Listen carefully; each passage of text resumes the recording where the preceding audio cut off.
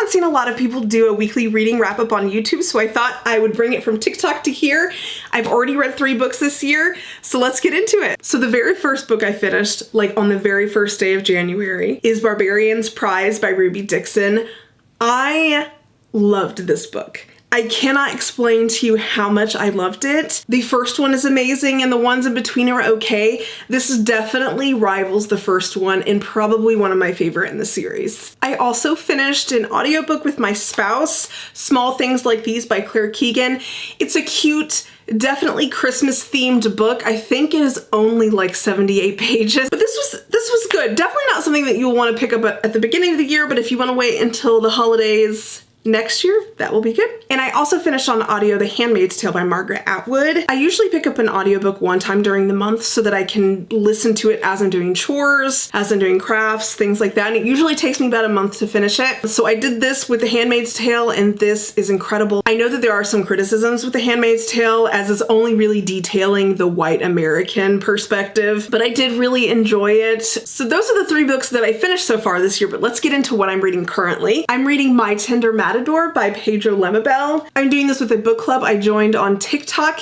And speaking of book clubs, if you are interested in joining my book club, go ahead and go to Patreon. That's where we do everything, and be sure to join before February so that way we can pick our February book. But My Tender Matador is about a trans woman living in Chile, falling in love with a man named Carlos, who is part of sort of a communist faction of Chile, who has to be underground because there is a dictator abroad. This, I believe, was written in the 80s. I'm not entirely sure how I feel about it. I don't know how much leeway we give it because it was written in the 80s. Some of the language in here is sort of harsh. Watch your trigger warnings if you're going to pick this up. My thoughts about this to come soon. And something fun that I'm reading is The Woods by James Tynion. This is pretty good. I, every once in a while, will pick up a graphic novel. I saw this at the library and I thought, I love James Tynion, and if you haven't read Something is Killing the Children, you need to go do it because it is so good. But I'm really enjoying this graphic novel. It is about a high school that gets transported to an alien planet and they have to sort of find their way out of it.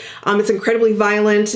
There's a lot of body gore and all sorts of stuff in here, and it is a graphic novel, so it is visual. Keep that in mind, but I am really enjoying this. I'm also currently reading the 4th book in the Bond Set Tie series by Bree. This one is called Force Bonds. I'm really enjoying it. This is such an easy, fun, smutty read. If you're into wide shoes romances, fated mates romances, you are gonna really like this. It is not a contemporary romance. This is definitely fantasy heavy, but I love it. I've just been eating it up. And I'm doing a reread of Game of Thrones. I have only ever read the first one, so I'm rereading this one. Once I get to the other ones, it'll be my very first read. Obviously, I've seen the entire show, so no spoilers there, but I am hoping to get a little more insight and enjoy them a lot more than I did, especially the last seasons of Game of Thrones. So some things that I hope to get to this week after I'm finished with those books. I do hope to, and I will get to the 2nd volume in The Woods by James Tynion. Looking forward to that. And I went to the library and picked up 2 books. One is Annie Bot by Greer, and the other one is A Girl with a Pearl Earring by Tracy Chevalier. I think that's how you pronounce her name. A couple things about this. If you watch Marinez on here, she's on TikTok, she's on YouTube. She really enjoyed this book last year, so obviously I was inspired to get it and super excited to dig into it. My spouse and I always do a tradition where whatever books we get, doesn't matter, from Barnes and Nobles, from an independent bookstore, from the library, we will sit at home and read the first page of the book. And this first page was gripping. And a little history on A Girl with a Pearl Earring. This came out in 1999. I read it when I was 11 years old.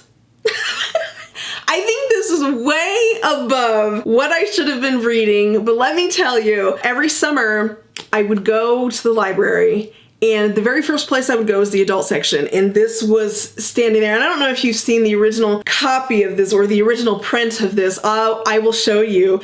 It drew me to it. It drew me to it, and I remember being so proud when I finished it because, I'm not gonna lie, for an 11-year-old Jessica, it was like, it was like pulling teeth. But I want to do a video with you guys on my thoughts and feelings as I go through this book.